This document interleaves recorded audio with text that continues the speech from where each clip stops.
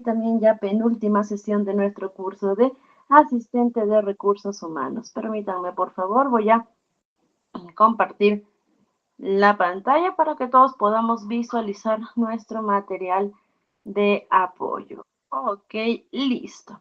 Y bueno, en nuestra última sesión el día lunes, habíamos estado hablando acerca de la legislación laboral, ¿no? Ya habíamos estado hablando acerca de los derechos laborales.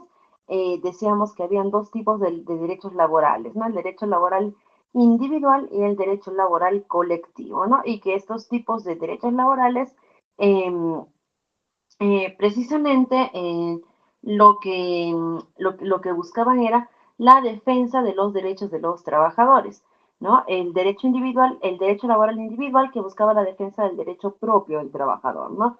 Es decir, desde un punto de vista en el que trate exclusivamente de él como individuo, ¿no? Mientras que el derecho laboral colectivo nos hablaba un poco más acerca de la visión que se debía tener del trabajador como, o bueno, del grupo perdón, de la visión que debíamos tener cuando un grupo de trabajadores se juntan para la defensa de sus derechos y que estos recibían el nombre de los ya muy famosos sindicatos de trabajo. Y habíamos visto que cómo estaban compuestos los sindicatos, que no necesariamente solo existían los sindicatos de trabajo, ¿no? Sino que también existían diferentes tipos de sindicatos, como sindicatos de actividad, sindicatos de gremios, sindicatos eh,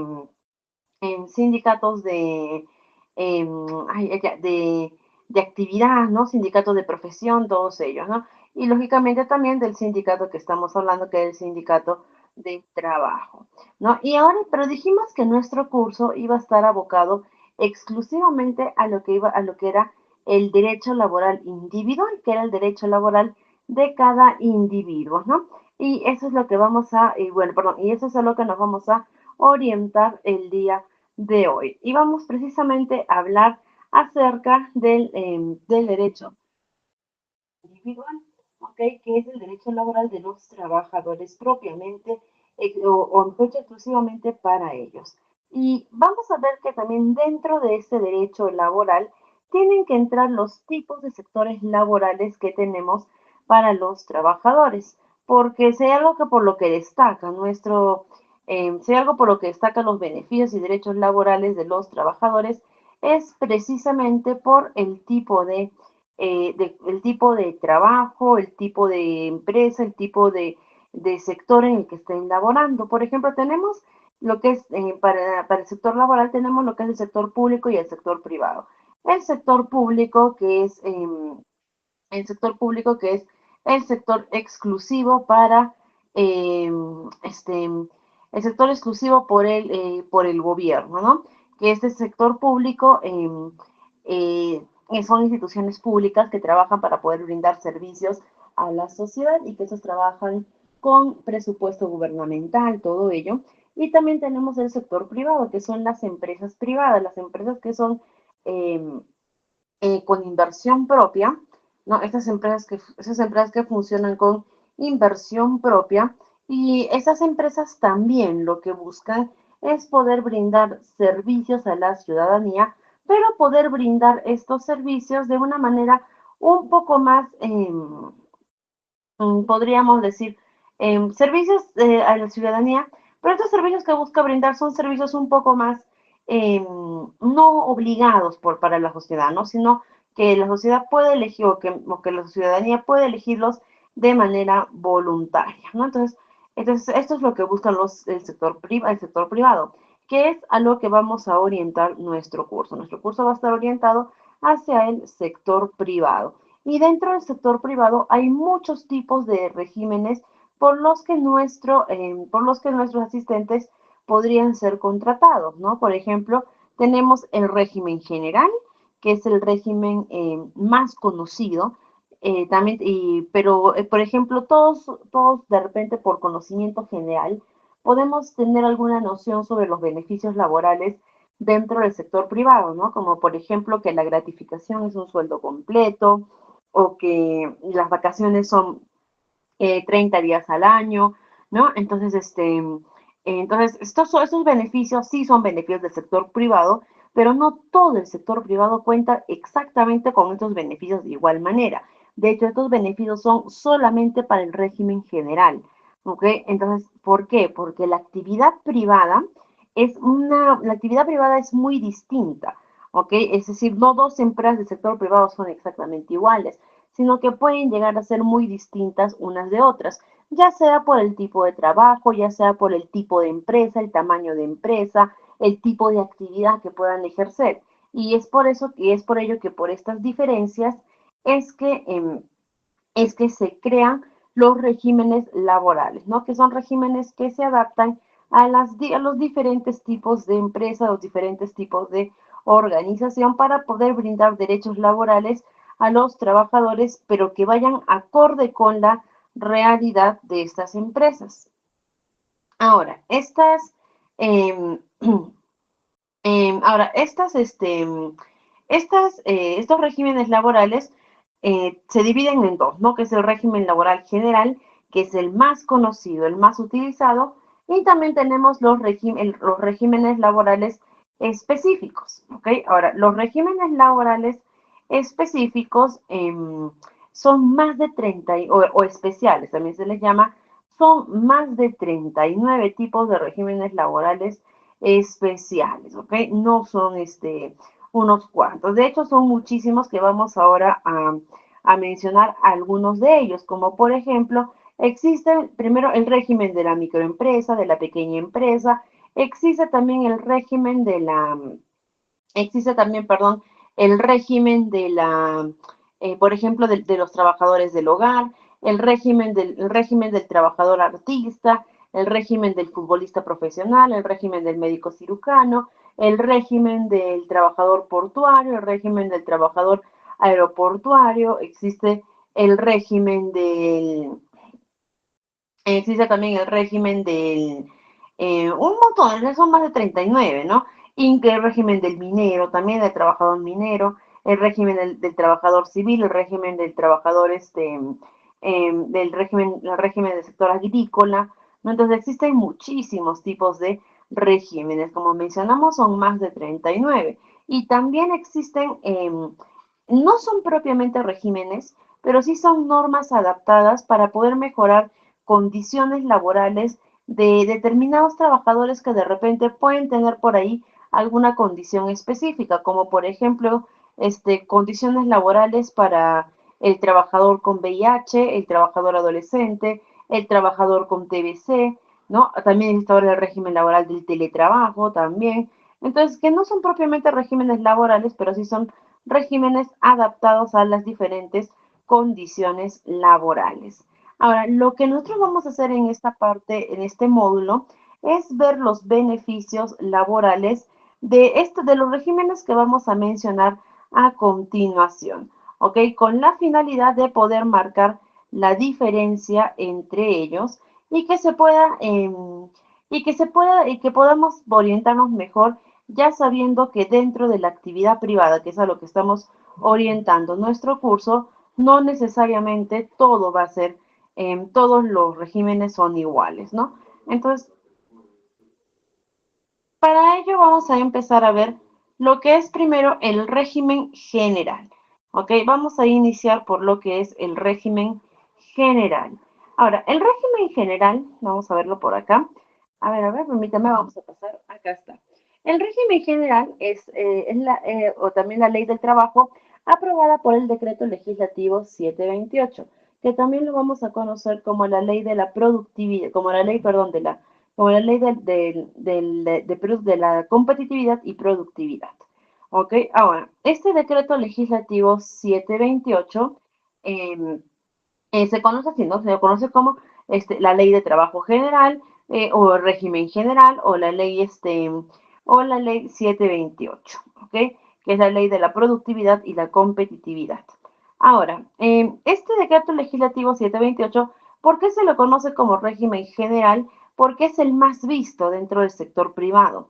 ¿Ok? Esta es la ley que más abunda dentro del sector privado, dentro de todas las empresas privadas y vamos a ver cuáles son, en realidad esta ley contempla mucho dentro de ella, ¿no? Pero nosotros vamos a orientarnos ahorita a lo que nos interesa, ¿no? Que son los beneficios laborales que los trabajadores perciben estando dentro de ella, empezando por la jornada laboral, ¿no? Que los trabajadores que laboran en la jornada laboral del 720, perdón, que los trabajadores que laboran dentro de este decreto legislativo 728, ok, ellos van a tener una jornada laboral de 8 horas diarias y máximo 48 horas semanales, ¿ok?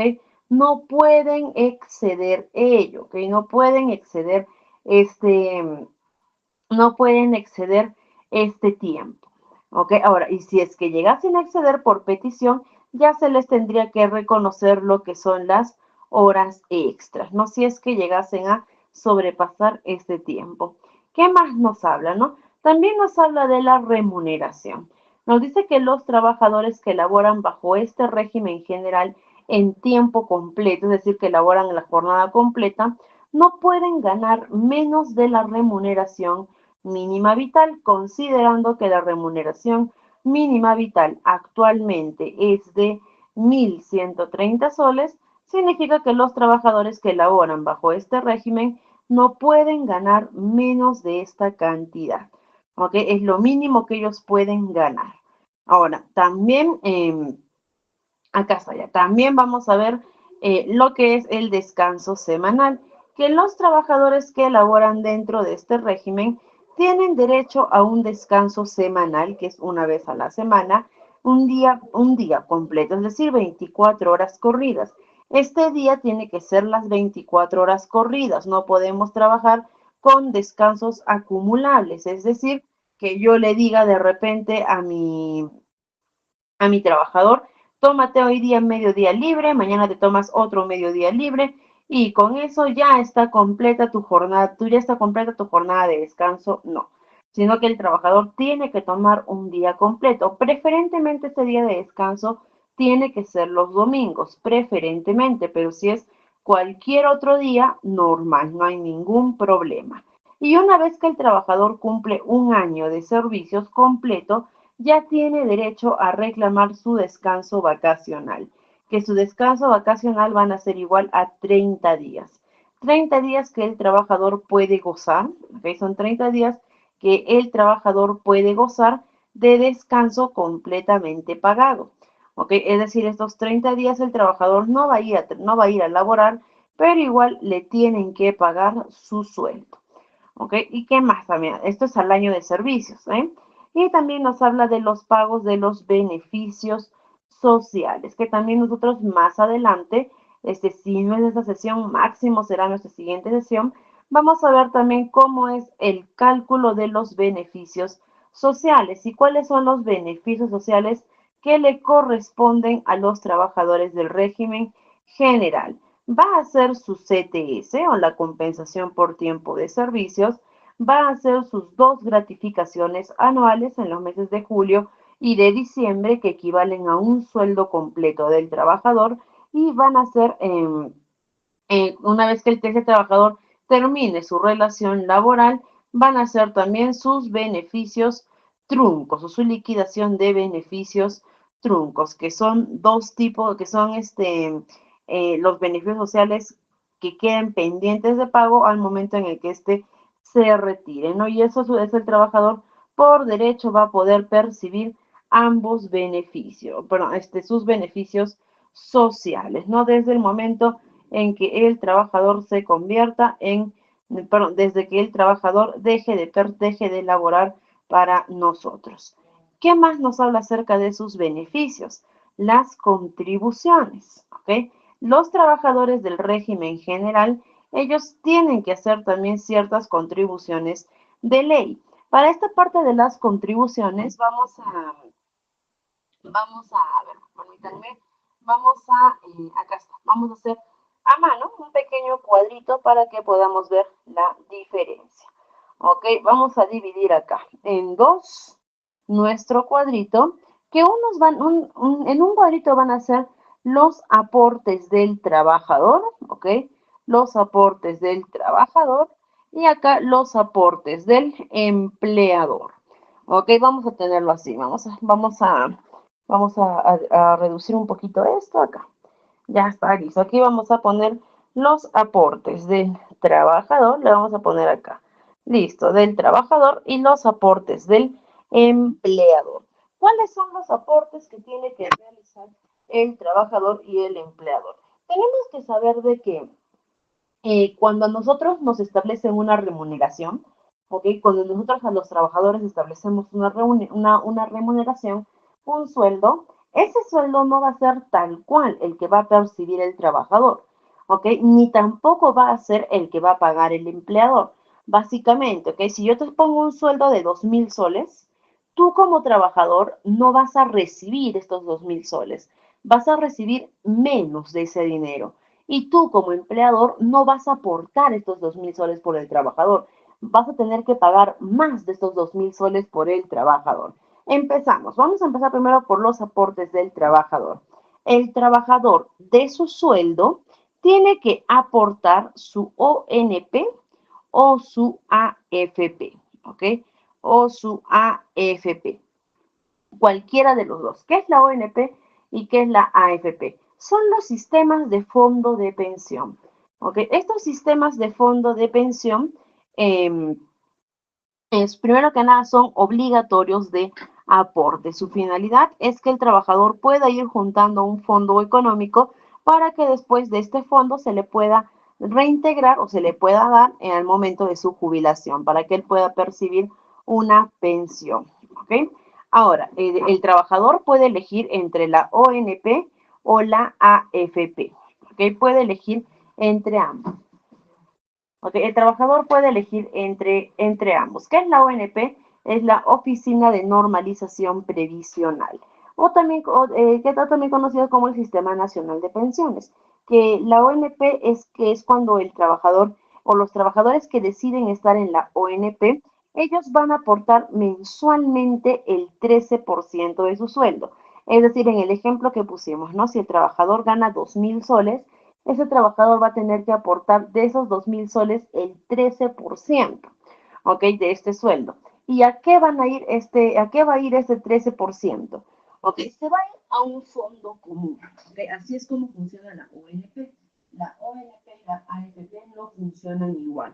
Así que vamos a explicar cómo funcionan cada uno. En el caso de la ONP, se va a ir a un fondo común en el que ese trabajador, ¿ok? Y todos los trabajadores que en ese momento también se encuentren en la ONP, ¿ok? Todos van a aportar al mismo tiempo eh, su dinero a un mismo fondo, ¿ok? Y de este fondo es que va a salir el actual dinero que le vamos a dar a los jubilados. Es decir, en este momento, los jubilados que se encuentran en la ONP, ¿de dónde perciben ellos en este momento su pensión mensual? De lo que tú como trabajador aportas mensualmente. Es un fondo de donación, ¿ok? En el que en este momento tú estás donando el 13% de tu sueldo para que los actuales jubilados reciban su pensión. Y en el momento en el que a ti te toque, el momento en el que a ti te toque ser jubilado, tú vas a recibir tu pensión de lo que en ese momento estén aportando los actuales trabajadores. Por eso se dice que es un fondo de donación. Primero tú donas para que otros reciban y después tú recibes de lo que otros donan. Es por eso que nunca vamos a ver, así como hemos visto que hay retiros de las AFPs, ¿no? Retiraron de su AFP tal cosa, todo ello. No es por eso que nunca vamos a ver que de la ONP también puedan hacer retiros. ¿Por qué? Porque tu dinero en la ONP tú ya no lo tienes, ¿ok? Tú no tienes dinero en la ONP.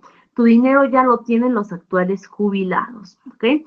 Mientras que la AFP, que son las administradoras de fondo de pensión de los sistemas privados de pensiones, o perdón, del sistema privado de pensiones, ¿cómo funcionan las AFPs? Las AFPs funcionan, podríamos decir al contrario, ¿no? Es una cuenta propia en la que tú aportas mensualmente el 10% de tu sueldo. Adicional a este 10%, tienes que pagar seguros y comisiones a la AFP, que entre seguros y comisiones casi es lo mismo de aporte, ¿ya? Casi entre la AFP y la ONP es lo mismo. Solo que en la AFP el 10% de tu sueldo se va a ir fijo a un fondo de pensión que es tuyo, en el que nadie más puede aportar, solo tú.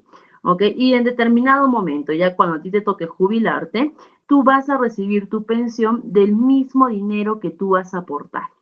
¿Ok? Del mismo dinero que el trabajador ha aportado, de que es como una cuenta de ahorros, ¿no? Que de ese mismo dinero en el que el trabajador ha ahorrado, de ese mismo dinero en el que el trabajador ha aportado, el mismo dinero que el trabajador ha aportado, ¿ok? De ese mismo monto, ¿ok? De ese mismo dinero tú vas a recibir tu fondo de pensión, ¿ok?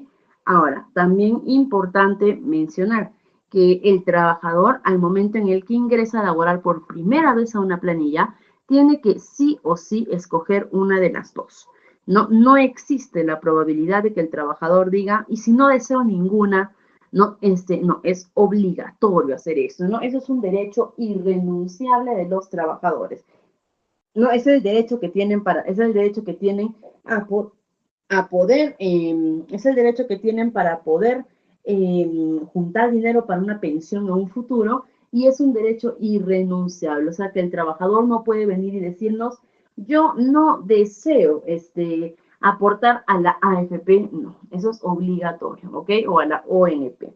Entonces, esta es una contribución que hace el trabajador. Así que el trabajador mensualmente de su sueldo no va a recibir este dinero tal cual, sino que va a recibir menos de esta cantidad. También vamos a tener, por otro lado, las contribuciones del empleador. ¿Cuáles van a ser las contribuciones que nos va a tener que hacer este empleador? Empecemos por lo que es salud. ¿Ok? ¿Qué es salud? Es el seguro regular de salud. ¿Ok? Todos los empleadores están en la obligación de tener que aportar un seguro a los trabajadores, un seguro de salud integral que pueda cubrirles todo aspecto de atenciones médicas. Y para eso está salud. Ahora, salud tiene un costo. ¿Cuánto es el costo de salud por trabajador? Es el 9% de su sueldo. Es decir, si tú ganas 2,000 soles, ¿ok? Ya sabemos que tú como trabajador no vas a recibir estos 2,000 soles porque tienes que aportar a tu AFP o tu ONP.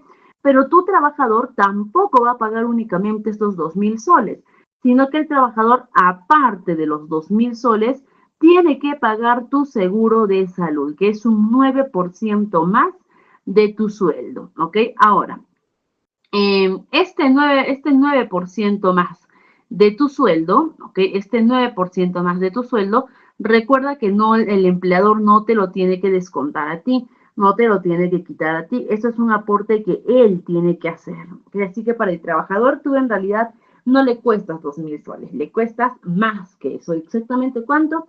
Un 9% más. Ahora, este seguro de salud para el trabajador, es una cobertura integral de salud que va a cubrir operaciones, atención médica, y no solamente del trabajador, ¿ok? Sino que también va a cubrir de la familia, ¿no? De los beneficiarios, de los derechohabientes del trabajador. ¿Y quiénes son esos derechohabientes del trabajador? Pueden ser la esposa o el esposo, pueden ser los hijos menores de edad. Ahora, recientemente, hace poco más de un año, esta norma se ha modificado y nos dice que ahora también nuestros hijos mayores de edad, ellos también van a poder seguir siendo beneficiarios de salud, siempre y cuando cumplan con ciertas condiciones. ¿Cuáles son algunas de estas condiciones? Son, por ejemplo, que tu hijo tenga menos de 28 años, ¿ok? Que tu hijo siga llevando estudios básicos o superiores.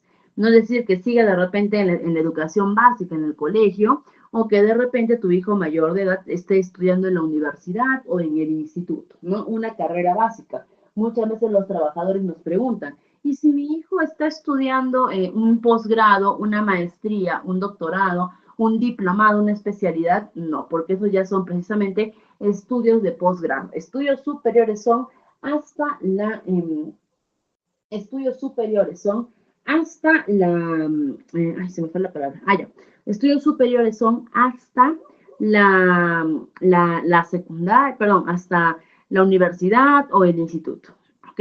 Y que también tu hijo mayor de edad no tenga su propia carga familiar, es decir, que tu hijo no tenga sus propios hijos, ¿ok? Entonces, bajo esas premisas, presentando toda esta documentación en e-salud, tu hijo mayor de edad podría seguir siendo, y hay otros requerimientos más, pero tu hijo podría seguir siendo beneficiario de e-salud.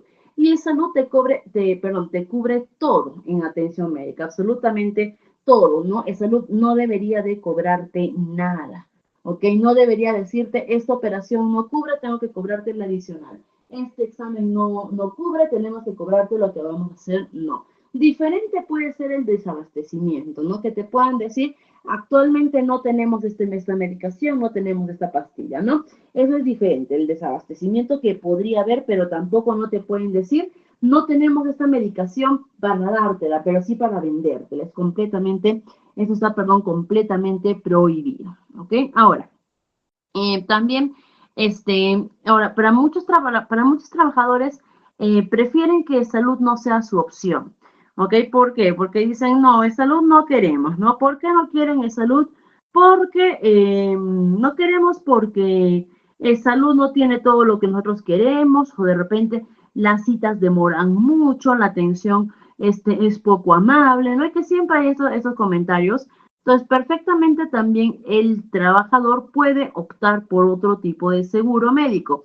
¿Cuál es la otra opción de seguro médico que tiene el trabajador? La otra opción de seguro médico que tiene es las EPS. ¿Qué son las EPS? Las entidades prestadoras de salud, que es básicamente que entidades privadas, como por ejemplo las aseguradoras, por ejemplo, te ofrecen paquetes de seguro, pero tú tienes que adicionar a ello, ¿no? Es decir, el empleador sigue aportando tu 9%, ¿ok? El empleador va a seguir aportando ese 9%, pero, pero de este 9% que el empleador aporta, solamente el 6.75%, perdón, el 6.75% se van para e-salud y el 2.25% se van para tu EPS. Okay. Ahora, una EPS no te va a costar el 2.25% de tu sueldo, te va a cobrar más y tú tienes que adicionar a ello, ¿ok? Tú tienes que pagar a ello. Entonces, por eso es que te va a convenir con tener, por eso es que depende mucho el sueldo que tú ganes, todo ello, para que veas si te conviene salud o te conviene la EPS, ¿ok? Pero igual los dos tienen la cobertura integral. Y ahora, adicional a e-salud, también tenemos otro aporte que es el seguro de vida ley, ¿ok? Este seguro de vida ley, su mismo nombre lo dice, es un seguro de vida, ¿no? ¿Cuál es la protección que otorga un seguro de vida ante la muerte? ¿Ok? Es un seguro de vida que más que para ti es para tus beneficiarios, ¿no? En el que el empleador está en la obligación de pagar este seguro desde tu primer día de trabajo, ¿ok? Desde el primer día en el que tú laboras, el empleador está en la obligación de pagar este seguro. Antes este seguro de vida ley era obligatorio a partir de los 4 años de trabajo. Es decir, si tú eras un trabajador y llevabas 4 años trabajando para una empresa, recién ahí ya el empleador estaba en la obligación de pagarte lo que era el seguro de vida ley, ¿no? Pero ahora no. Ahora es diferente, ¿no? Ahora es desde el primer día. ¿Y esta modificación por qué se dio? Esta modificación se dio porque en el año 2019, si no me equivoco, en la empresa Arcos Dorados, ¿no? Que son las empresas que manejan Burger King, McDonald's, esas empresas, me parece, ¿ok? ¿Qué pasó en esta empresa Arcos Dorados? Contrataron para una empresa, para uno de sus restaurantes de comida rápida, que funcionaba 24 horas, contrataron una parejita de jovencitos. Eran dos enamoraditos, ¿no? Que tenían 18 años más o menos, y ellos estaban trabajando, pero parece que incluso por vacaciones habían entrado a trabajar, Y bueno, ellos entraron en un turno muy, muy temprano, 7 de la mañana, en el que tenían que hacer limpieza del área, ¿no? ¿Y qué pasó? Estos chicos empezaron a hacer la limpieza del área, pero lo que sucedió fue que había una máquina de corriente, ¿ok? Había una máquina era como una freidora, pero que eso tenía corriente, ¿no? Entonces uno de los chicos empezó a limpiar esta máquina que tenía corriente y a la par la chica, me parece que fue la que empezó a trapear el piso con agua. Y lógicamente, ¿no? El agua con la corriente hizo que uno de ellos se electrocutara. Y la parejita, ¿no? El enamorado, la enamorada, no recuerdo bien el orden, ¿ok? Pero por querer ir a ayudar a su pareja, fue y también se electrocutó y lamentablemente ambos fallecieron, ¿no? Que esto fue un accidente laboral terrible. Y estos chicos, lamentablemente, las familias no recibieron ningún tipo de compensación o algo adicional por la muerte de su familiar, por la muerte de sus familiares, ¿no? Que eran dos jovencitos. Entonces fue a raíz de este accidente en el que se determina de que el seguro de vida ley no puede ser a partir de los 4 años de servicio, sino que los riesgos que existen ya son desde el primer día de trabajo. Y es por eso que a partir del 2019 no se cambia esto y se establece que el seguro de vida ley es obligatorio desde el primer día de trabajo. ¿Y qué involucra nuestro seguro de vida ley? ¿No? Nuestro seguro de vida ley lo que involucra es una compensación ante la muerte del trabajador. ¿Ok? ¿Y qué es esta muerte del trabajador? ¿Ok? ¿Bajo qué circunstancias se dan? Si tu muerte se da por una muerte accidental, tus beneficiarios pueden recibir de la aseguradora hasta 32 remuneraciones de las que tú ganabas. ¿Ok? Y si es que tu muerte fuese natural, tus beneficiarios van a recibir hasta 16 remuneraciones de las que tú ganabas. ¿Ok? Eso es un seguro de vida ley que tiene cobertura desde el primer día y que esto lo tiene que pagar el empleador. ¿Cuánto cuesta este seguro de vida ley? Depende mucho de la aseguradora que contrates. ¿Ok? Tenemos muchos tipos de aseguradoras que ofrecen estos seguros de vida ley para las empresas y que son completamente obligatorios. ¿Ok? Para el régimen general al menos son obligatorios el seguro de vida ley. Ahora, este seguro de vida ley, les comento dos casos que a mí me pasaron con este seguro de vida ley, ¿no? Que a mí me pasaron, dos casos que viví dentro de mi experiencia de recursos humanos, ¿no? Primero, recuerdo el caso de un trabajador del área de contabilidad, ¿ok? Que ese trabajador recuerdo que era un trabajador alto, bastante alto, grande, él, ¿no? Y que el trabajador estaba en un día de trabajo y que el trabajador lo veías por todos lados, ¿no? Subiendo, bajando ese día. Y de pronto afuera se sintió un golpe, afuera de la oficina, un golpe así fuerte, fuerte, ¿no? En el que varios salieron y el trabajador estaba desmayado, inconsciente, ¿no? Recuerdo precisamente que era alto el trabajador, que era grande, porque éramos como siete mujeres que quisimos cargarlo y no pudimos, ¿ok? No pudimos movilizarlo, nada, por lo que llamamos la ambulancia, llegaron los bomberos, todo ello, pero solamente vinieron a certificar su muerte. Él había fallecido.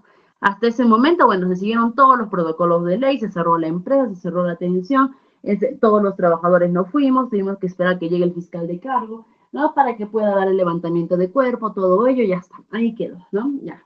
Después de eso, una vez que ya había fallecido el trabajador, se procedió con la liquidación de beneficios toda la familia, y la familia después de un tiempo viene y nos reclaman a nosotros, en recursos humanos. Nos dicen, ¿por qué solamente nos han entregado 16 remuneraciones?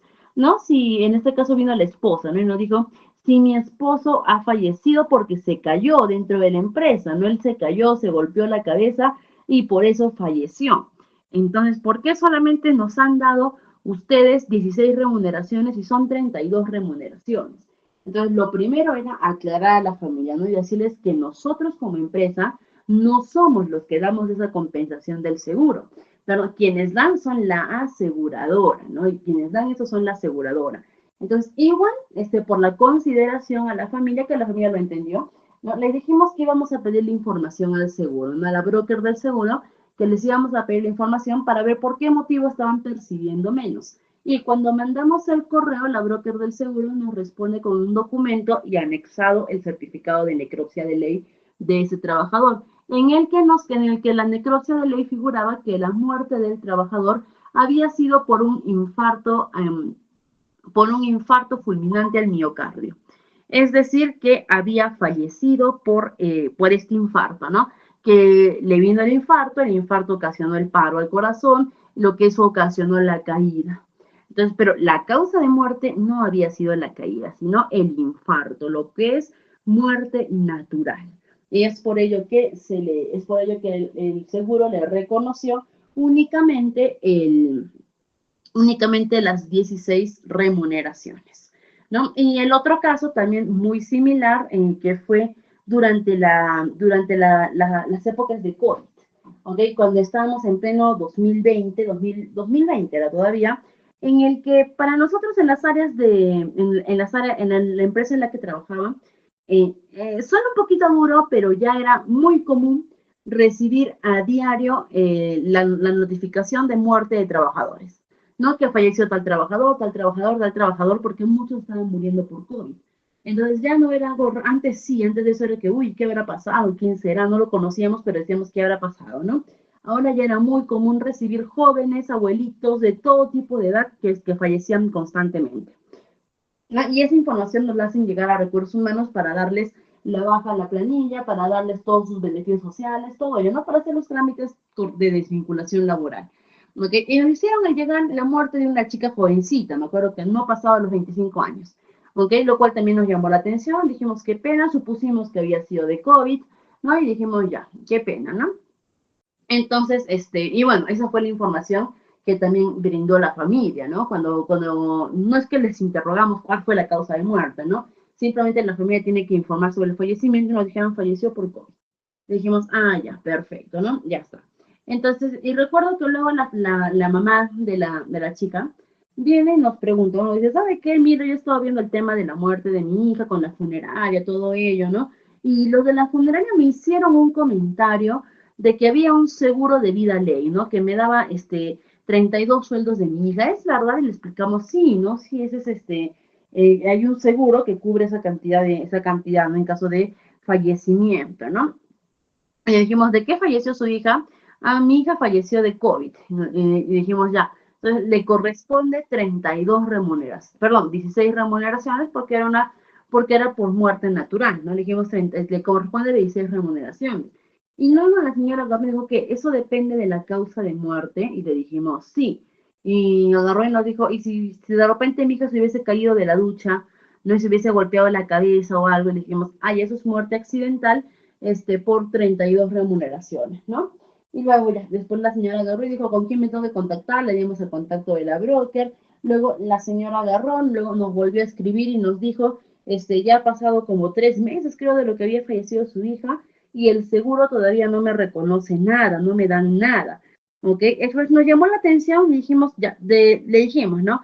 Seguro como hay bastante fallecido ahorita, seguro por eso están de repente los seguros un poco abarrotados, tampoco había atención presencial, ¿no? Tampoco había, estaban también justo con lo de los retiros de las AFP, varios seguros estaban que habían cerrado sus centrales telefónicas, todo era un caos para esa fecha, ¿no? Y le dijimos, ya, a ver, vamos a contactarnos directamente con el broker para ver si nos puede dar alguna información. Y cuando le pedimos la información al señor del broker, perdón, al broker del seguro, nos respondió con un documento similar al anterior caso, pero en esta ocasión también nos responde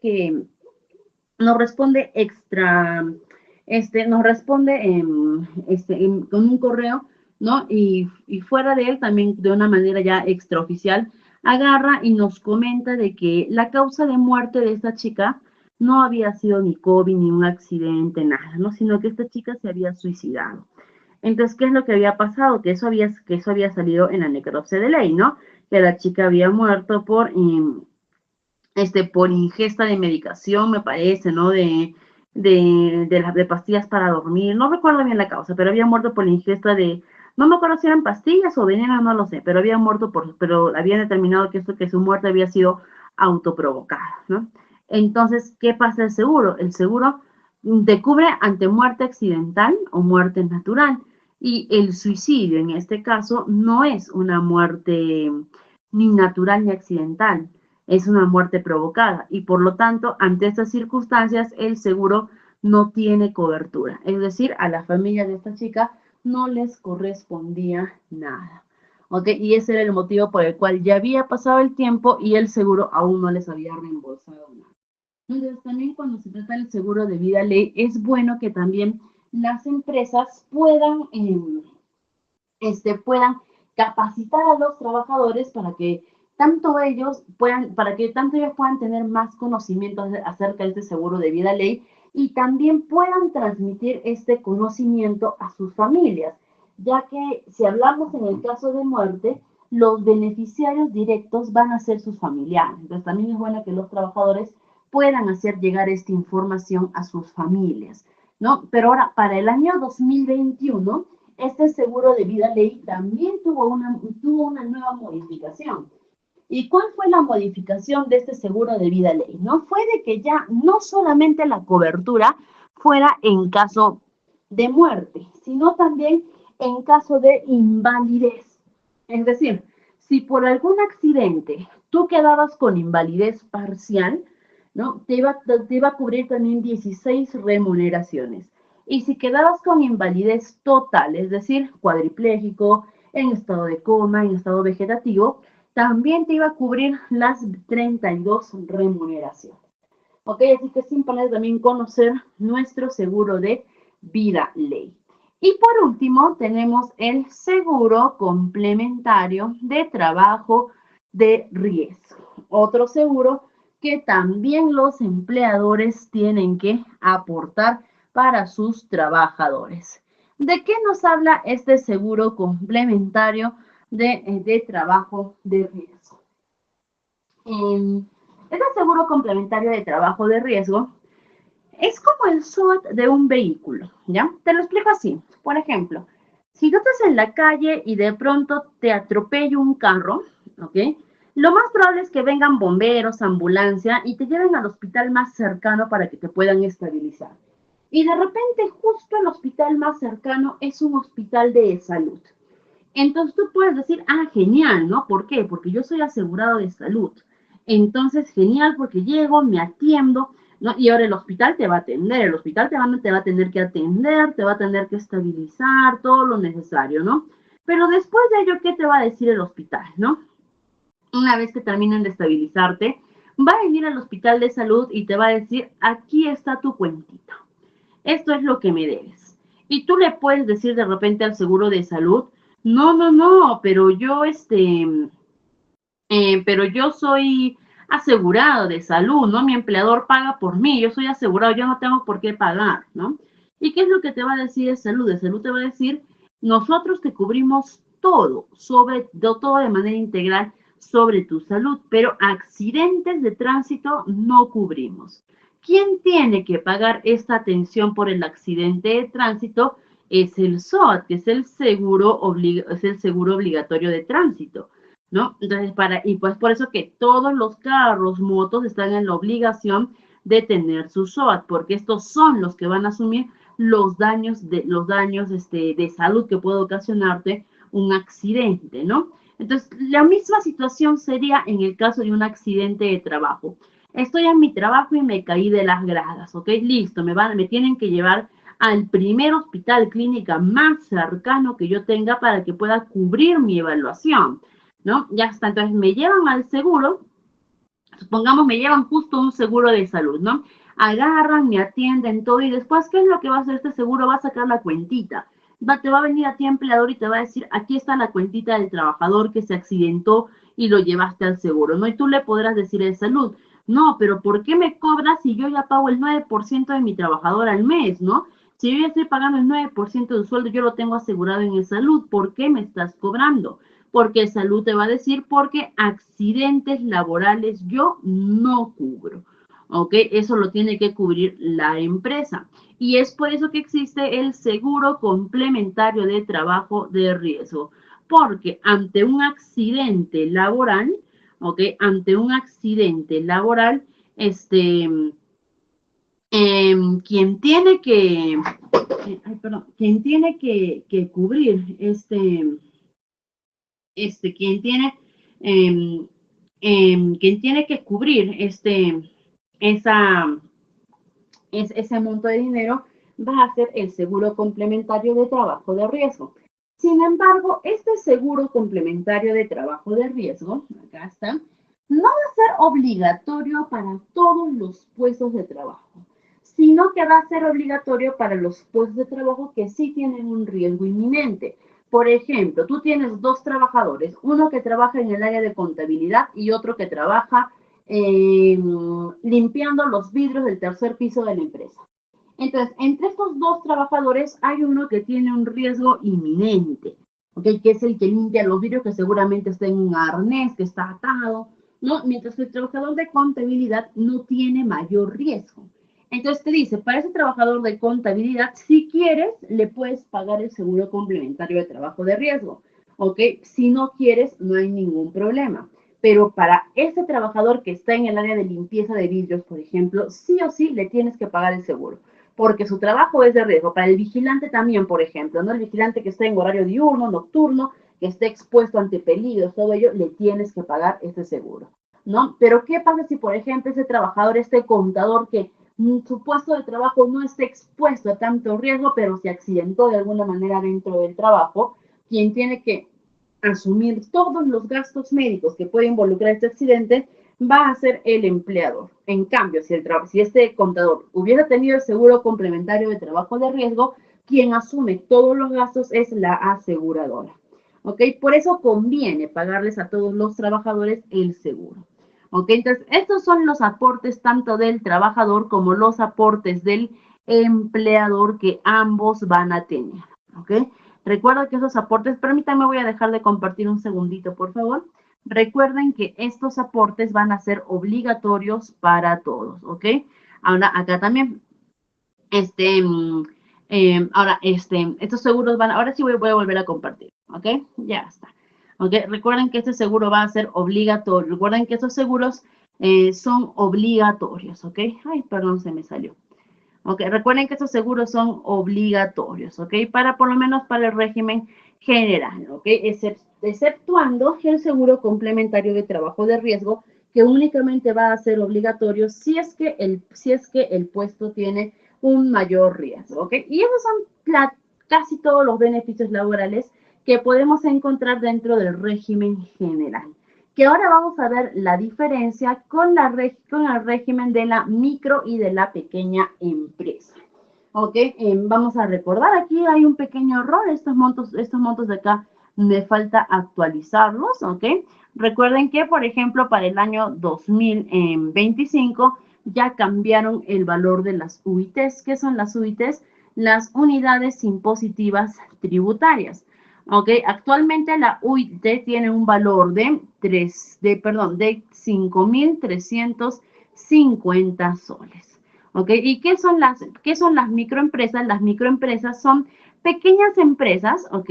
Que sus ventas anuales no pueden exceder las 150 UITs. ¿Ok? Y solo pueden tener un máximo de 10 trabajadores, mientras que las pequeñas empresas sus ventas anuales tienen que ser de mínimo 150 UITs y máximo 1.700 UITs. ¿Ok? Y en este caso ellos no tienen monto mínimo de trabajadores. Ellos pueden tener los trabajadores que quieran, ¿ok? Pero tienen que ser más de 10 trabajadores. Ahora, vamos a empezar a ver para la micro y la pequeña empresa, tanto para la micro y la pequeña empresa, vamos a empezar a ver puntos en común, ¿ok? Puntos en común de los beneficios laborales. Por ejemplo, ambos tienen la misma jornada mínima laboral, ¿ok? Que es de máximo 8 horas diarias y de 48 horas semanales, que no pueden exceder de ello, ¿no? También, por ejemplo, ambas tienen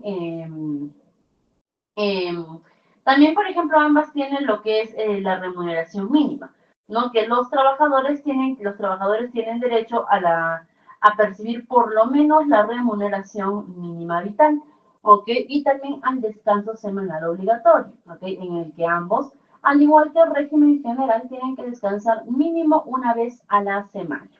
¿ok? Este día preferentemente los domingos o cualquier otro día, ¿ok? Pero preferentemente los domingos 24 horas corridas, ¿ok? Hasta aquí son muy similares, pero a partir de aquí ya arrancan las diferencias con el régimen general, ¿ok? Por ejemplo, tanto los trabajadores de la micro y de la pequeña empresa también van a tener derecho al descanso vacacional, pero su descanso vacacional de ellos va a ser de apenas 15 días. ¿Ok? Su descanso vacacional va a ser 15 días anuales, a diferencia del régimen general que era 30 días. ¿Ok? Tanto para la micro y la pequeña empresa van a ser 15 días. ¿Ok? Y hasta aquí podríamos decir que son todas las similitudes, porque de aquí ya arrancamos con las diferencias. Por ejemplo, ¿cuáles van a ser algunas de las diferencias que estos van a tener? Por ejemplo, una de las diferencias va a ser en cuanto a ver, acá está, ¿no? Una de las diferencias que van a tener, por ejemplo, va a ser en cuanto a las CTS, ¿no? Las compensaciones por tiempo de servicios, ¿ok? ¿Cómo me dice que van a ser las compensaciones por tiempo de servicios? Nos dice que las compensaciones se entregan 2 veces al año, en mayo y en noviembre. Para la microempresa no va a existir las CTS. Los trabajadores de la microempresa, los trabajadores de la microempresa no reciben lo que es la CTS. Los trabajadores de la CTS, perdón, los trabajadores de la pequeña empresa, ellos sí van a percibir una CTS, pero va a ser la mitad de lo que reciben el régimen general. ¿Okay? El régimen general aproximadamente, ¿okay? El régimen general aproximadamente van a recibir, a ver, un sueldo completo en CTS, ¿ok? Al año, es decir, cada CTS va a equivaler aproximadamente medio sueldo. Para la pequeña empresa, cada CTS en mayo y en noviembre le va a valer aproximadamente un cuarto de sueldo. ¿Ok? Ahora, en cuanto a las gratificaciones, las microempresas no reciben gratificaciones, ¿ok? No reciben, no van a recibir lo que son las gratificaciones, ¿ok? En cambio, las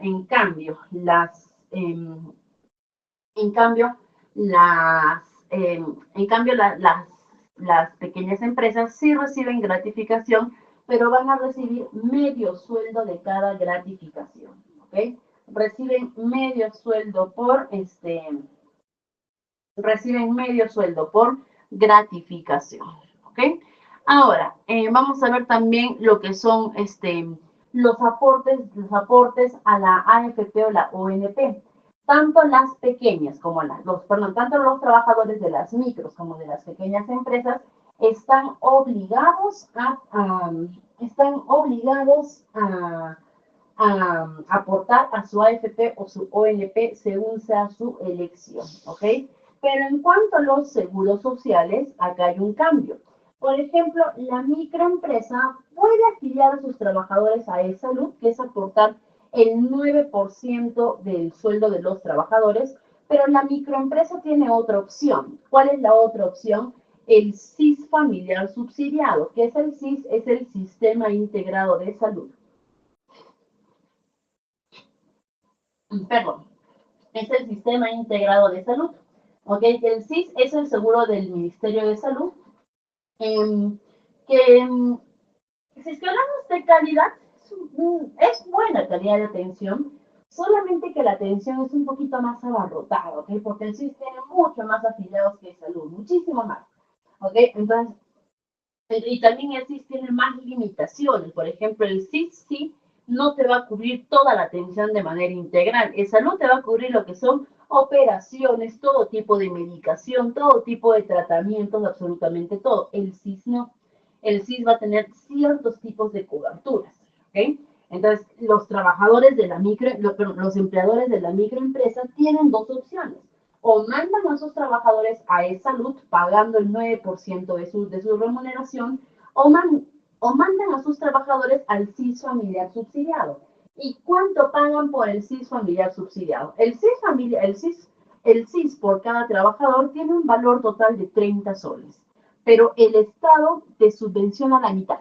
Es decir, tú pagas 15 soles por cada trabajador y el Estado pone los otros 15 soles.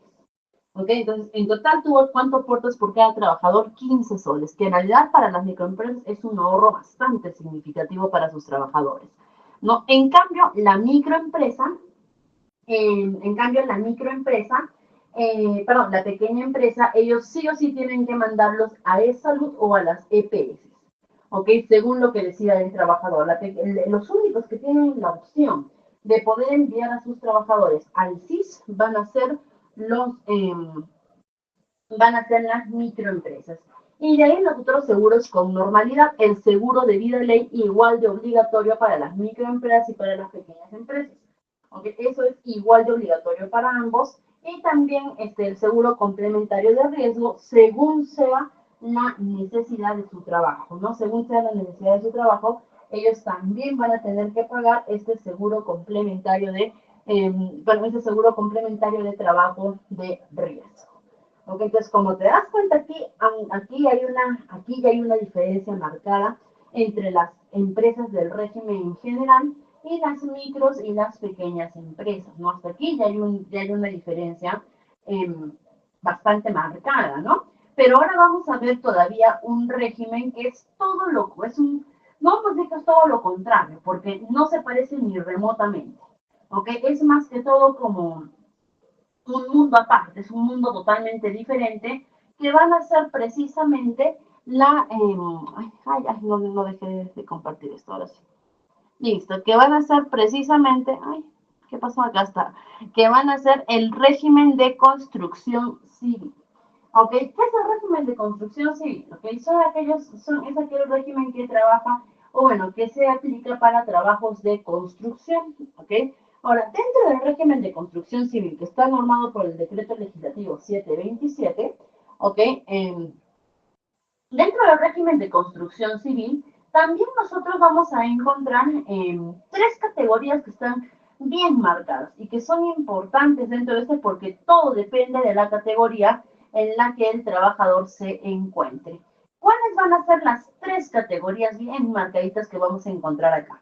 Una categoría va a ser el régimen, los operarios. ¿Quiénes son los operarios? Todos los trabajadores que ejercen determinadas funciones como pintores, soldadores, choferes, electricistas, gafiteros, plomeros, almaceneros, todos ellos, pero que ellos tienen una especialidad en su ramo, perdón, que ellos han sido calificados, han sido evaluados y calificados, y de acuerdo a la puntuación que ellos han obtenido en esta calificación, se han ganado el lugar de operarios. Después tenemos los oficiales o los ayudantes, ¿okay? Que son todos aquellos que ellos también han sido evaluados, pero no han alcanzado, por así decir, la nota, no han alcanzado la nota, le podríamos decir, ¿ok? Que no han alcanzado la calificación necesaria para poder ser operarios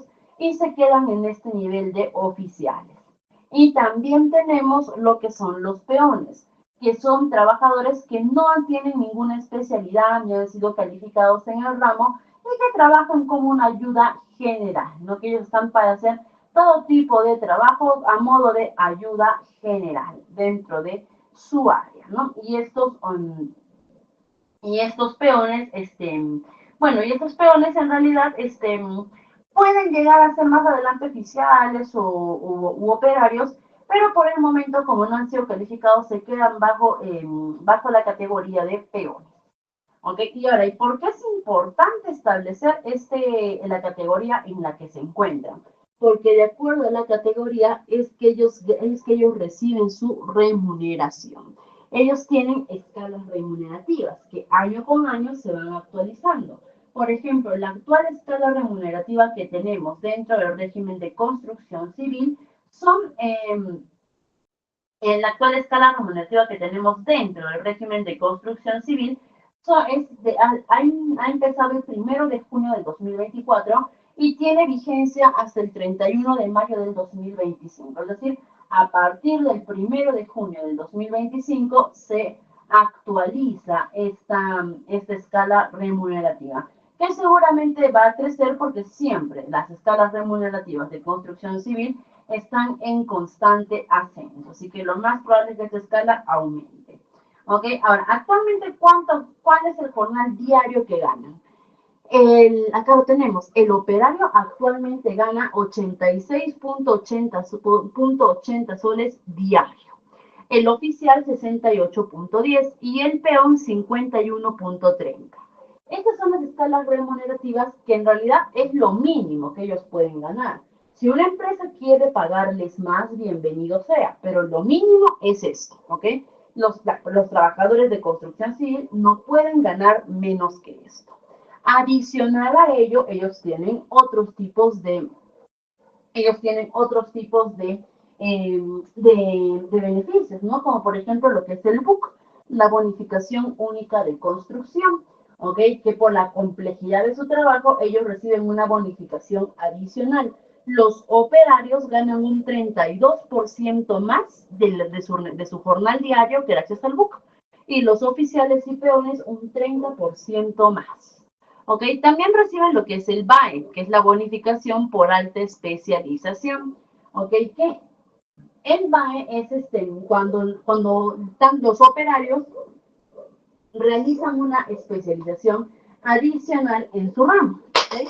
Que eso lo pueden hacer, de hecho, la misma empresa puede proporcionarles este curso de especialización, o eso también ellos lo pueden hacer mediante otro tipo de instituciones. Uno, por ejemplo, puede ser el Servicio Nacional de Adiestramiento de Trabajo Industrial, más conocido como SENATI, ¿no? Que ellos también vendan estos cursos para que puedan para que puedan los trabajadores alcanzar lo que es su BAE, ¿no? Su bonificación por alta especialización. Ok, ahora adicional a ello, ellos también van a tener lo que son en este caso, la compensación vacacional, que si los trabajadores del régimen de construcción civil llevan trabajando dentro de la misma obra un año completo, pues le va a corresponder sus 30 días de descanso vacacional. Pero si la obra termina antes de que ellos lleven trabajando el año completo, entonces ellos van a percibir lo que va a ser esta compensación vacacional en dinero, ¿no? Fraccionado al tiempo que llevaron laborando. Ahora, ellos también van a recibir lo que es, por ejemplo, sus gratificaciones, ¿ok? Pero en este caso las gratificaciones de ellos son diferentes. ¿Cuánto equivale una gratificación completa? Las gratificaciones de ellos las reciben también en julio y en diciembre, y las gratificaciones equivalen a 40 jornales diarios, ¿ok? 40 jornales diarios que ellos tienen que recibir. Si trabajaron menos del tiempo, ¿no? De cálculo, pues recibirán las gratificaciones fraccionadas. O algo también muy importante dentro de lo que es el régimen de construcción civil, que lo estamos tocando muy superficialmente porque construcción civil es un mundo, en realidad cada régimen laboral es un mundo aparte, ¿ok? Que si los tocáramos a profundidad no nos alcanzaría el curso para poder terminar toda esta parte. Ok, de hecho tendríamos que llevar un curso por cada uno, ¿no? Que sería interesante, la verdad. Pues es una propuesta que se le puede hacer a ITEM, ¿no? Pues sería interesante poder llevar el curso de asistente de recursos humanos, pero esta vez dependiendo de cada régimen, ¿no? Pero bueno. Ahora, es muy importante también para el régimen de construcción civil indicar que ellos también tienen que descansar una vez a la semana de manera obligatoria.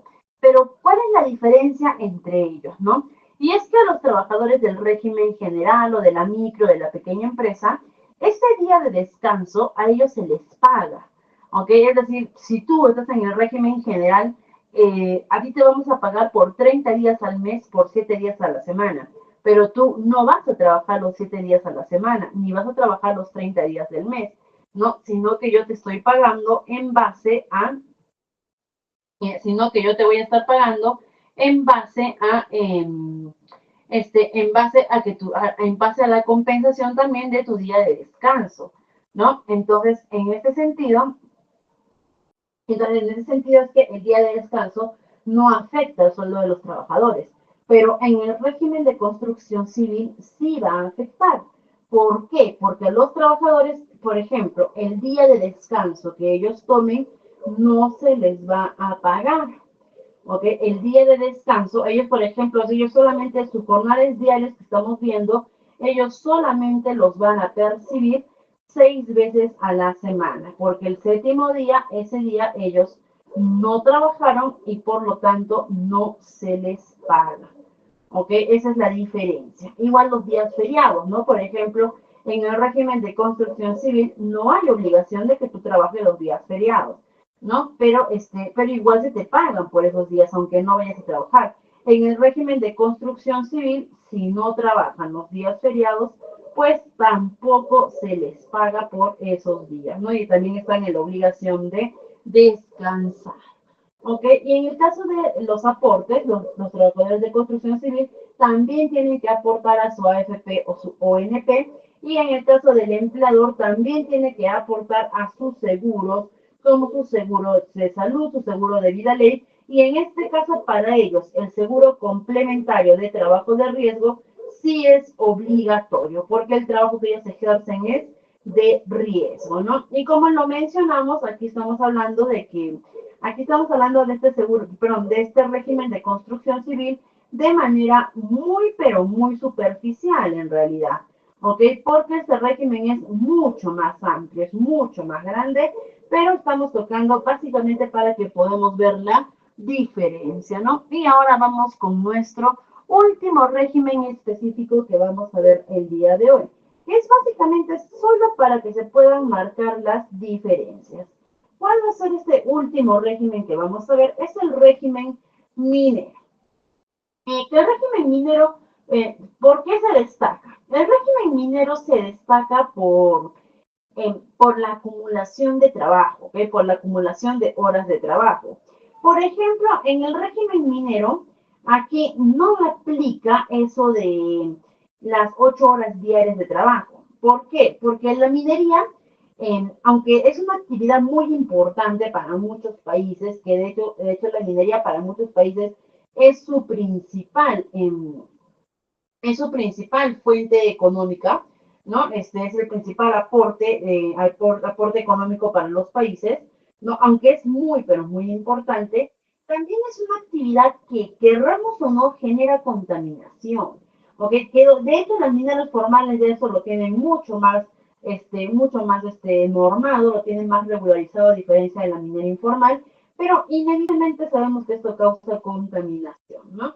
Y es por eso que las mineras no pueden estar cerca de las ciudades pobladas, ¿no? De las ciudades metropolitanas. Es decir, es por eso que tú no agarras un taxi y le dices, llévame al tajo minero, ¿no? Y te deja y está a la vuelta de tu casa.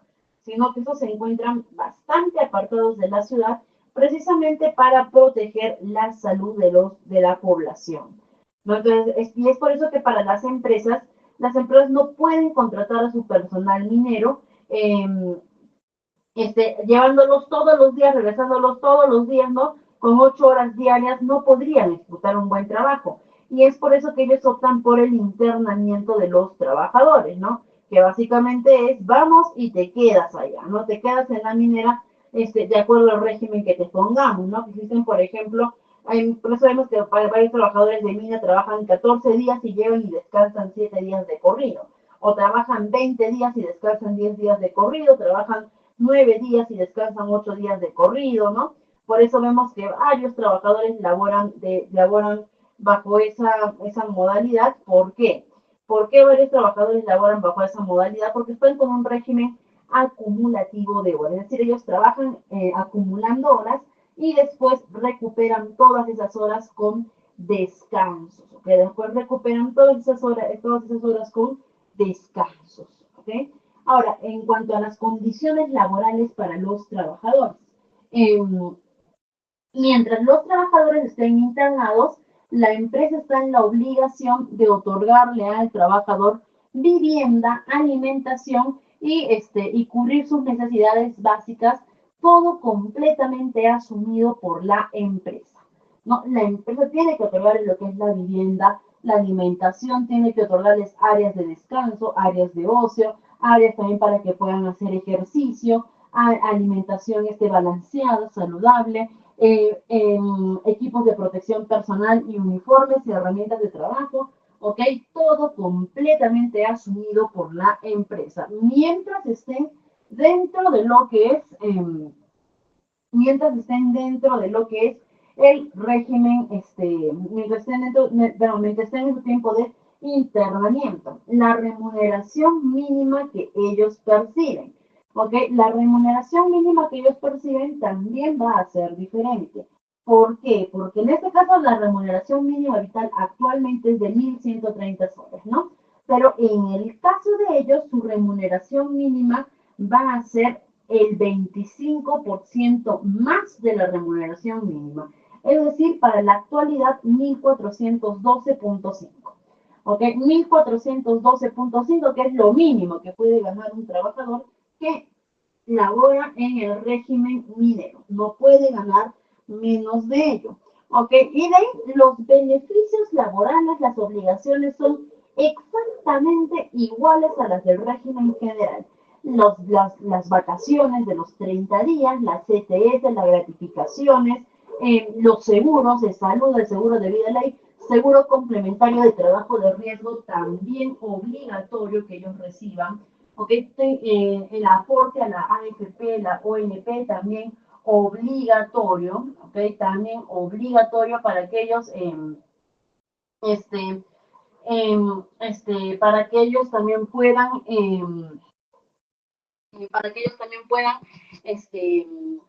protegerse, ¿no?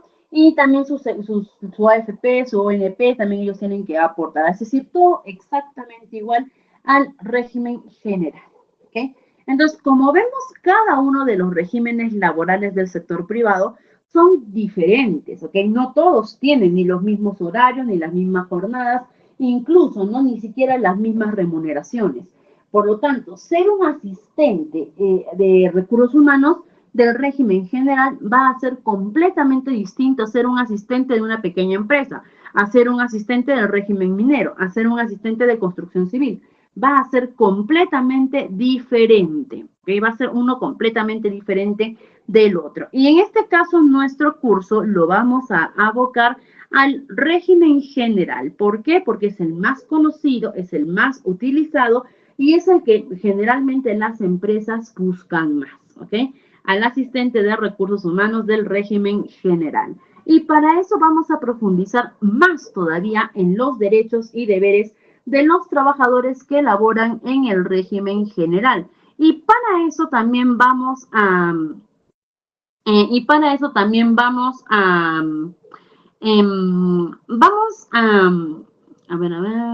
ya. Vamos a hablar primero de los deberes, ¿ya? Primero vamos a hablar,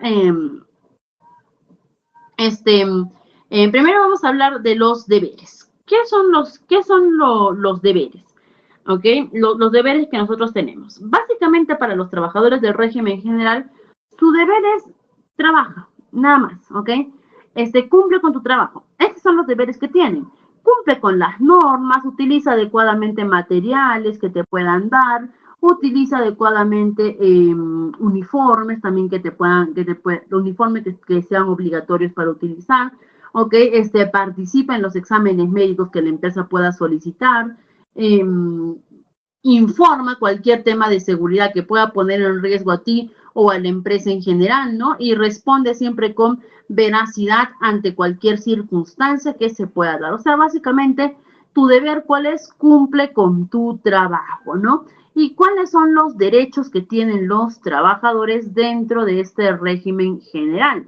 Sus derechos van a ser, primero, ya sabemos, la remuneración mínima vital, ¿no? Dentro del régimen general, aclaremos que lo mínimo que pueden ganar es precisamente la remuneración mínima vital, ¿no? Las gratificaciones también, las vacaciones remuneradas anuales, que también hemos hablado de que estos son derechos que tienen los trabajadores, el refrigerio también muy importante, ¿ok? Que el refrigerio de los trabajadores tiene que ser de mínimo 45 minutos, Máximo lo que la empresa te quiera dar, ¿ok?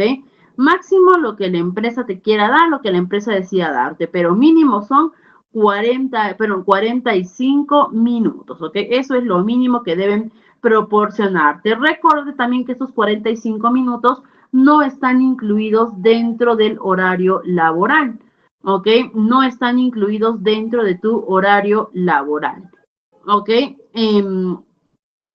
Este, como por ejemplo, a veces vemos que hay un trabajador labora de 8 a 5 de la tarde, ¿no? Si sacamos cuenta, le decimos, oye, pero tú estás laborando 9 horas, ¿no? No, yo laboro 8 horas y 1 hora es mi hora de refrigerio. Recuerda que eso es obligatorio para el trabajador, recibir esta hora de refrigerio. También hemos mencionado la compensación por tiempo de servicios, la licencia de maternidad pre y postnatal también, ¿ok? Muy importante. Cuando la trabajadora está en estado de gravidez o en estado de gestación, que son lo mismo, ¿ok? Le va a corresponder una licencia, que van a ser 49 días prenatal y 49 días postnatal, ¿ok? Ahora, estos 49 días prenatal y postnatal, en total 98 días de licencia, puede tomarlos de manera partida, es decir, durante el embarazo, en los momentos que lo requiera, o también puede acumularlos todos y tomarlos ya para el final de su embarazo, que es lo que normalmente hacen las mamitas, ¿no? Agarran y esperan dar a luz, ¿no? Esperan ya la última etapa, ¿no? De poder dar a luz y esperan ya la última etapa para poder dar a luz y ya después de eso, ya toman su descanso, ¿no? Normalmente las mamitas ya después de eso ya agarran y toman su licencia, ¿no? De los 98 días, cosa que así también pasan más tiempo con el bebé, ¿no? Cosa que así también ya aprovechan para poder pasar más tiempo con el bebé durante los primeros meses, que es cuando más necesitan a la mamá, ¿no? Ahora, importante también mencionar que Importante mencionar que que esta licencia de los 98 días, ¿no? Que es poco más de 3 meses, ¿ok? Para la trabajadora son completamente pagados, ¿ok? La trabajadora tiene el derecho a que se le paguen estos 3 meses, pero ¿quién le paga este sueldo a la trabajadora? Es precisamente el seguro de salud, ¿ok? Ellos son quienes le pagan el sueldo a la trabajadora. Pero no es que la trabajadora va a ir en salud a cobrar su sueldo, no, sino que la empresa le paga normal el sueldo a la trabajadora, solamente que después la empresa tiene que hacer la gestión para que salud les devuelva ese dinero. ¿Ok? Al igual que también los trabajadores que se convierten en papás, ellos también tienen derecho a su licencia por paternidad. ¿A cuánto equivale la licencia por paternidad? Equivale a 15 días. De estos 15 días, 10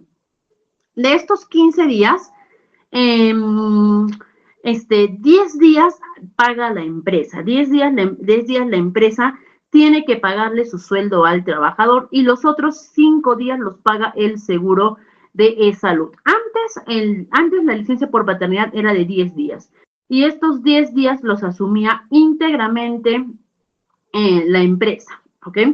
Pero después se aumentó de 10 días a 15 días, pero para no afectar económicamente a la empresa, los 5 días adicionales que se aumentaron, salud decide asumirlos ellos, ¿ok? Y también los seguros de salud, los seguros en general que hemos mencionado, que son los derechos que tienen las empresas del régimen general y algunos más que vamos a ir viendo poco a poco, ¿ok? Y ahora vamos a pasar en los minutitos que nos quedan a dar el inicio a nuestro quinto módulo, que son el módulo de beneficios sociales y compensaciones. ¿Qué es lo que esperamos ver aquí? Aquí esperamos ver principios de realidad laboral, contratación laboral, jornada laboral, remuneraciones, beneficios sociales y cese laboral, ¿no? Que ya habíamos visto los principios de la relación laboral, ¿ok? Que para que exista una relación laboral Cuando hablamos de relación laboral nos referimos a la existencia de una relación de empleador y trabajador, es decir, dirección, subordinación y dependencia, ¿no? Y para eso es que vamos a terminar de ver la parte del contrato de trabajo, que en nuestra anterior sesión habíamos iniciado hablando de él, ¿no? Habíamos hablado del periodo de prueba, todo ello, pero ahora vamos a terminar de ver los tipos de contrato de trabajo, que era lo que teníamos pendiente. Nosotros tenemos dos grandes tipos de contrato de trabajo. Tenemos el contrato de trabajo indeterminado y el contrato de trabajo a plazo fijo. Vamos a empezar por el contrato primero. ¿Qué es el contrato indeterminado? Es cuando el contrato tiene una fecha de inicio, pero ya no tiene una fecha de fin. Y el contrato a plazo fijo es cuando ese tiene una fecha de inicio y una fecha de fin. Vamos a empezar primero hablando del contrato a plazo fijo. ¿Cuáles son las modalidades del contrato a plazo fijo? Por ejemplo, ¿no? El contrato fijo puede ser un contrato temporal, ¿no? Cuando yo requiero a trabajadores por inicio de actividad, de repente mi empresa es nueva, ¿no? Entonces, si mi empresa es nueva, yo voy a contratar al personal de acuerdo a cómo ésta vaya avanzando. Entonces, puedo hacerles un contrato con fecha de inicio y fecha de fin, porque en realidad todavía es un poco incierta, ¿no? La situación de mi empresa nueva. O también puede ser que mi empresa ya tenga varios años de existencia, pero he decidido incrementar un nuevo tipo de servicio, un nuevo tipo de actividad a mi empresa. ¿Ok? Entonces ahí también puedo contratar personal temporal, ¿no? Hasta ver qué tan productiva es esta actividad, qué tan buena es, qué tan rentable me resulta y ver si es que más adelante puedo darle un contrato permanente a este trabajador, ¿no? También tenemos el contrato a plazo fijo accidental, ¿no? Que son los contratos ocasionales por suplencia o por emergencia. Por ejemplo, mi trabajadora gestante se fue. Mi trabajadora gestante se fue a tomar su licencia de 98 días. 98 días en los cuales yo como empresa no me puedo quedar sin esa trabajadora, ¿no? 98 días en los cuales yo como empresa no puedo quedarme, ¿no? Sin mi trabajadora. Entonces, ¿qué es lo que puedo hacer en ese caso? En ese caso lo que puedo hacer es, contratar a su reemplazo, no a su suplente, perdón. Que ese suplente no se puede quedar para siempre. ¿Por qué? Porque ese puesto de trabajo ya tiene dueña. En algún momento su dueña va a regresar y cuando ésta regrese, pues este trabajador se tiene que ir, ¿no? Ese trabajador se va a tener que ir en determinado momento, ¿no? Y también tenemos por obra, servicio o temporada, ¿no? Por ejemplo, ahorita estamos en temporada de verano, ¿no? Y yo de repente requiero más personal para darme para poder abastecerme de la atención, las necesidades que tengo y contrato más personal, pero ya para marzo acabó la temporada de verano. Entonces, ¿qué quiere decir? Que como acabó la temporada de verano, también ya no requiero a este personal adicional que contraté. Entonces, ahí también llega al fin su contrato de trabajo, ¿no? Entonces, bajo estas circunstancias es que puedo hacer un contrato a plazo fijo. ¿Y cuándo puedo hacer un contrato indeterminado? Cuando la necesidad que yo tengo de ese trabajador es permanente. ¿Ok? Por ejemplo, quiero un asistente de recursos humanos. ¿Cuánto tiempo requiere un asistente, un jefe de recursos humanos? ¿Cuánto tiempo requiere un jefe de recursos humanos? ¿Un mes, 2 meses? No. A un jefe yo voy a requerirlo siempre dentro de mi empresa. Entonces, la persona que yo contrate también debo contratarla de manera indeterminada, es decir, sin fecha de fin. Este contrato debe darse acorde a la necesidad que nosotros tenemos. Pero no a muchos empleadores no les gusta dar este contrato a tiempo indeterminado. ¿Por qué? Porque eso es darle estabilidad laboral al trabajador. ¿Ok? Y de alguna manera, ¿qué genera esta estabilidad laboral al trabajador? Genera que la empresa sienta de manera errónea que se amarró a este trabajador, ¿no? Y te pongo el ejemplo, ya por ejemplo, si tú tienes un trabajador con el cual por algún motivo ya no te gusta cómo trabaja, ¿no? ya no te parece, ¿no? Entonces, ¿qué es lo que tú tienes que hacer para despedirlo? Recordarán todo el proceso de despido que explicamos, ¿no? Y también se acuerdan que al final este proceso, por más que tú hicieras bien cada paso, siempre iba a terminar en juicio, siempre iba a terminar en problema, ¿no? A diferencia del contrato a plazo fijo, que si tú tienes un trabajador y que en determinado momento ya no quieres seguir trabajando con ese trabajador, te puedes ahorrar todo ese proceso del despido, como simplemente esperando que termine su contrato de trabajo y listo, ya no le renuevas. Esto no es nada ético, ¿ok? Ni siquiera es como que muchas veces quieren decir, pero esto es una estrategia de la empresa, no es una estrategia. ¿Ok? Porque el tipo de contratación tiene que ser acorde a la necesidad que tú tienes del puesto de trabajo, ¿ok? Entonces, ahora, la legislación laboral, sabiendo que muchos empleadores tienen trabajadores de necesidad permanente, los tienen renovando constantemente sus contratos de trabajo, es que la legislación laboral tiene una pequeña salida. ¿Cuál es esta salida? Te dice, si tú eres un trabajador si tú eres un trabajador que lleva 5 años firmando constantemente un contrato de trabajo, es decir, si a ti en 5 años te tienen constantemente firma y firma y renueva contrato, a partir del 5.º año, para los ojos de la legislación laboral, automáticamente tú pasas a ser un trabajador a tiempo indeterminado. Es decir, si 5 años has estado renovando constantemente tu contrato de trabajo, a partir del 5.º año para la legislación laboral, tú ya eres un trabajador a tiempo indeterminado, ¿ok? Que también es, en realidad, tener a un trabajador con estabilidad laboral no tiene nada de malo para la empresa, todo lo contrario, que no es que te cuesta más el trabajador, no, todo lo contrario, le da mayor estabilidad también a tu empresa. ¿Ok? Y esto en cuanto al contrato de trabajo. Y estimados, hasta aquí nos vamos a quedar el día de hoy. En nuestra última sesión, vamos a ver todo lo que son horas extras, pagos del día feriado, día de descanso. Vamos a ver lo que son las gratificaciones, las CTS, vacaciones y el cese laboral. Y terminando por último con nuestro 6.º módulo, que es muy chiquitito. ¿Ok? Que es evaluación de personal, ¿ok? Que es un módulo muy chiquito, muy cortito, y con eso ya vamos a estar finalizando nuestro curso. Estimados, conmigo ha sido todo por el día de hoy. Un placer para mí poder haber llevado esta penúltima sesión con ustedes.